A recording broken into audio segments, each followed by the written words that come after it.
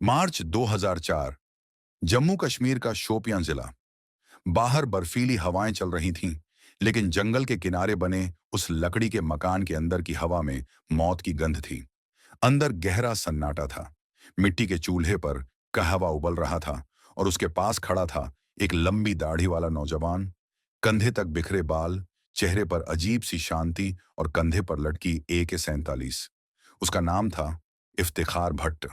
उसके सामने चारपाई पर बैठे थे हिजबुल मुजाहिदीन के दो खूंखार कमांडर, अब्बू तुरारा और अब्बू सब्जार, जिनका नाम सुनकर पूरा साउथ कश्मीर थर्राता था। वे तीनों अपने फाइनल मिशन पर निकलने वाले थे।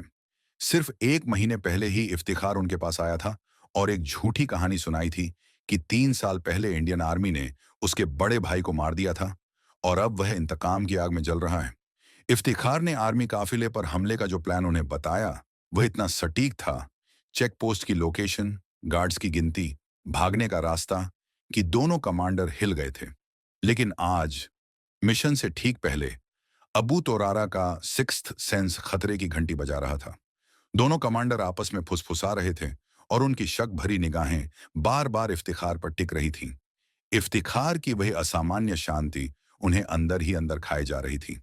अब्बू तोरारा ने इफ्तिखार को कहवा लाने का हुक्म दिया। इफ्तिखार ने कहवा के 3 कप ट्रे में सजाए और चारपाई के पास रख दिए। तीनों ने चुपचाप चुस्कियां ली।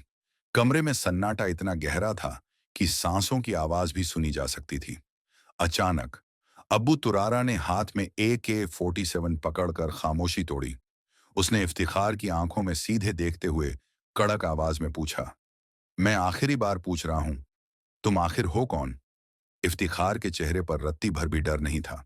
जवाब न मिलने पर अबू तोरारा ने अपनी AK-47 सीधी इफ्तिखार के सीने पर तान दी। इफ्तिखार 2 पल के लिए खामोश रहा।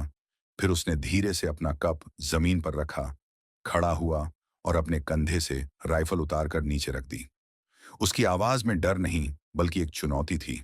उसने कहा, अगर तुम्हें मुझ पर जरा भी शक है तो गोली चला दो, क्योंकि अगर आप दोनों को मुझ पर भरोसा नहीं है तो यह ऑपरेशन वैसे भी पूरा नहीं हो सकता।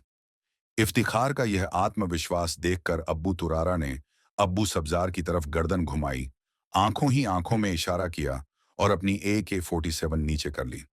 दोनों कमांडरों ने राहत की सांस ली और अपने कप दोबारा उठाए। लेकिन तभी एक हल्की सी क्लिक की आवाज सुनाई दी। इससे पहले कि वो कुछ समझ पाते, उस छोटे से कमरे में 2 धमाके गूंज उठे। इफ्तिखार ने पलक झपकते ही अपने फेरन के अंदर छुपी 9 मिलीमीटर पिस्टल निकाल ली थी। पहली गोली सीधे अबू तोरारा के सिर में और दूसरी गोली अबू सब्जार के माथे पर। धड़ाम! दोनों खूंखार आतंकी जमीन पर ढेर हो गए। इफ्तिखार ने इत्मीनान से अपनी पिस्टल नीचे रखी और अपना अधूरा कहवा पीने लगा, जैसे वहां कुछ हुआ ही ना हो। दोस्तों, ये कोई आतंकियों की आपसी लड़ाई नहीं थी। वह लंबी दाढ़ी वाला इफ्तिखार भट्ट असल में कोई आतंकी नहीं, बल्कि भारतीय सेना की एक पैरा स्पेशल फोर्सेस का जांबाज कमांडो मेजर मोहित शर्मा था। यह भारतीय सेना के इतिहास का सबसे साहसी अंडरकवर ऑपरेशन था। लेकिन अब सवाल यह है कि आखिर एक एलीट कमांडो को इफ्तिखार भट्ट क्यों बनना पड़ा? आइए जानते हैं कि मोहित शर्मा मेजर मोहित कैसे बने। कहानी शुरू होती है 13 जनवरी 1978 को हरियाणा के रोहतक में। मोहित एक पढ़े लिखे मध्यम वर्गीय परिवार से थे। पिता बैंक मैनेजर और मां सरकारी नौकरी में थी। माता पिता का सपना था कि दोनों बेटे इंजीनियर बनकर एक सुरक्षित जीवन जी।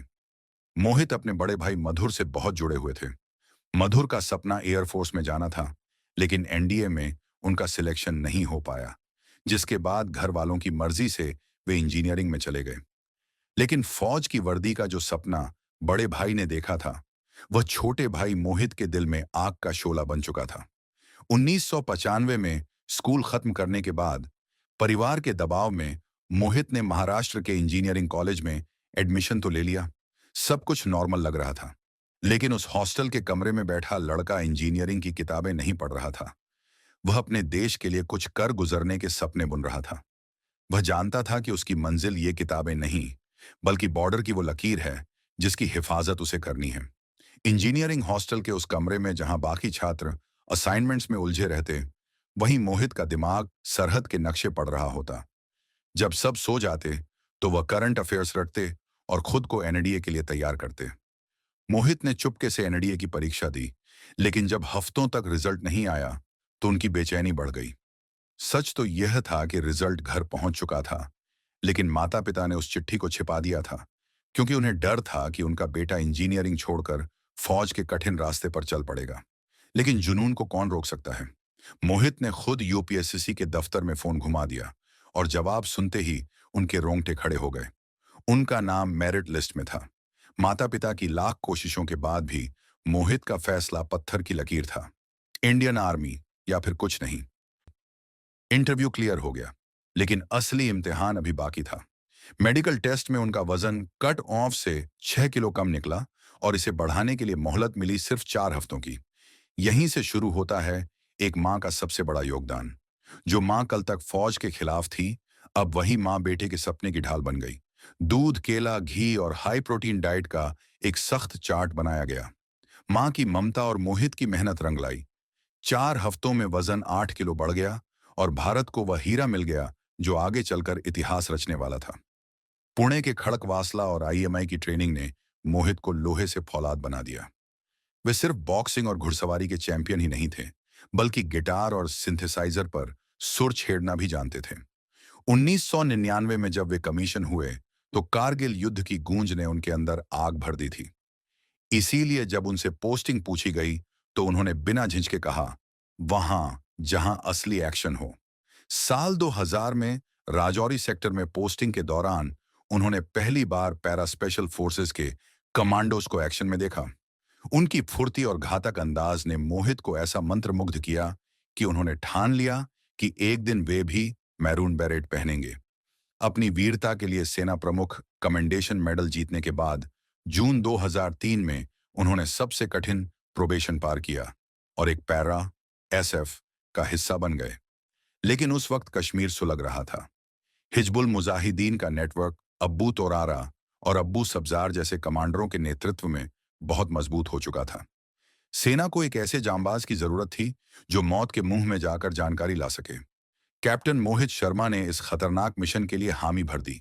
एक प्लान बना और मोहित शर्मा ने अपनी पहचान मिटा दी। दाढ़ी बढ़ाई, बाल बिखराए, कश्मीरी फेरन पहना और कुरान की आयतें याद की। अब वे मोहित नहीं थे।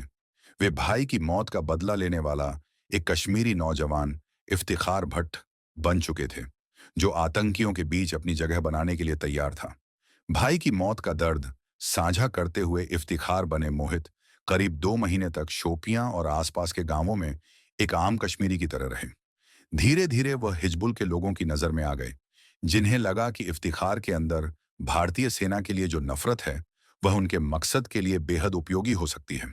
आखिरकार मार्च 2004 में इफ्तिखार भट्ट उर्फ कैप्टन मोहित शर्मा की मुलाकात अब्बू सब्जार और अब्बू तोरारा से करवाई गई।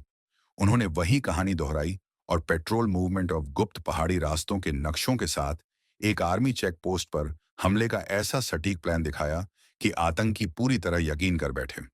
वे मोहित को अपने सबसे सुरक्षित ठिकाने पर ले गए, जहां अगले 2 हफ्तों तक मोहित उनके साथ रहे, हथियार चलाने की ट्रेनिंग ली और उनके सप्लाई रूट्स की खुफिया जानकारी हासिल की। हैरानी की बात यह थी कि आगामी हमले का मास्टरमाइंड खुद इफ्तिखार मोहित को ही बनाया गया। लेकिन हमले से ठीक एक रात पहले जब तोरारा को शक हुआ और उसने कड़क आवाज में इफ्तिखार की असलियत पूछी, तो मोहित ने गजब का धैर्य दिखाया। उन्होंने अपनी राइफल उतार दी और कहा कि अगर भरोसा नहीं है तो गोली मार दो। तोरारा ने AK-47 तानी, लेकिन फिर सब्जार के इशारे पर नीचे कर ली। मोहित समझ गए कि अब देरी जानलेवा होगी। उन्होंने पलक झपकते ही कपड़ों में छिपी 9mm पिस्तौल निकाली और दोनों कमांडरों के सिर में गोली मार दी। इसके बाद उन्होंने इत्मीनान से बचा हुआ कहवा पिया, जैसे वहां कुछ हुआ ही ना हो। इस मिशन ने हिजबुल की कमर तोड़ दी और अहम जानकारियां सेना तक पहुंचाईं। 2004 में इस साहस के लिए उन्हें सेना मेडल मिला। नवंबर 2004 में आर्शिमा से शादी हुई और दिसंबर 2005 में वे मेजर बने। अक्टूबर 2008 में हालात बिगड़ने पर उन्हें फिर कश्मीर बुलाया गया। 20 मार्च 2009 की शाम कुपवाड़ा में उन्हें खबर मिली कि आतंकी हफरुदा के घने जंगलों में घुस चुके हैं। अगली सुबह 21 मार्च को मेजर मोहित अपनी टीम के साथ बर्फ से ढके जानलेवा रास्तों और घनी झाड़ियों के बीच आतंकियों के पैरों के निशानों का पीछा करते हुए जंगल में दाखिल हुए। तभी घात लगाए बैठे आतंकियों ने 3 दिशाओं से भारी फायरिंग शुरू कर दी। स्थिति भांपते ही मेजर मोहित ने साथियों को कवर लेने का आदेश दिया और खुद खुले में रहकर फायरिंग करते रहे। जब एक हवलदार ने उन्हें कवर में आने को कहा, तो मोहित ने साफ कहा, पहले तुम जाओ, मैं बाद में आऊंगा। इसी दौरान एक गोली उनके हाथ में लगी, लेकिन उन्होंने तुरंत कपड़े से घाव बांधा और फायरिंग जारी रखी। थोड़ी देर बाद जब लांस नायक सुभाष भी घायल हो गए, तो हालात को संभालते हुए मेजर मोहित खुद आगे आए और अंतिम सांस तक मोर्चे पर डटे रहे। लांस नायक के घायल होने पर मेजर मोहित ने खुद आगे बढ़कर एमजीएल संभाली और आतंकियों पर ताबड़तोड़ फायर किया, जिससे 4 आतंकी वहीं ढेर हो गए। लेकिन जब वे अपनी टीम की ओर लौट रहे थे, तभी एक गोली उनके सीने के बाएं हिस्से में लगी, ठीक वहां जहां बुलेट प्रूफ जैकेट का कवर नहीं था। खून तेजी से बहने लगा, लेकिन उन्होंने दर्द को नजरअंदाज करते हुए साथियों से कहा, कुछ नहीं हुआ है, फायरिंग जारी रखो, हम स्पेशल फोर्स में इसी काम के लिए हैं। गंभीर रूप से घायल होने के बावजूद वह एक पेड़ का सहारा लेकर लगातार फायर करते रहे, ताकि दुश्मन की गोलियां उनके साथियों तक न पहुंच सकें। उन्होंने रेडियो पर ऊंचाई पर मौजूद तीसरी टुकड़ी को भी निर्देश दिए और कहा कि फायरिंग रुकनी नहीं चाहिए। धीरे धीरे ज्यादा खून बहने से उनकी आवाज कमजोर पड़ती गई और शरीर जवाब देने लगा, लेकिन उनकी आंखें आखिरी दम तक खुली रहीं और निशाना दुश्मन पर ही रहा। बेस कैंप को जब संदेश मिला कि मेजर मोहित घायल हैं और हिल नहीं पा रहे, तो किसी को यकीन नहीं हुआ। आखिरकार घने जंगलों में लड़ते हुए मात्र 31 साल की उम्र में मेजर मोहित शर्मा वीरगति को प्राप्त हो गए। यह ऑपरेशन 5 दिन तक चला, जिसमें 8 भारतीय जवान शहीद हुए, लेकिन शहादत से पहले उन्होंने 17 खूंखार आतंकियों को मौत की नींद सुला दिया। मेजर मोहित शर्मा आज हमारे बीच नहीं हैं, लेकिन उनकी कहानी हर जवान के भीतर जोश भरती है।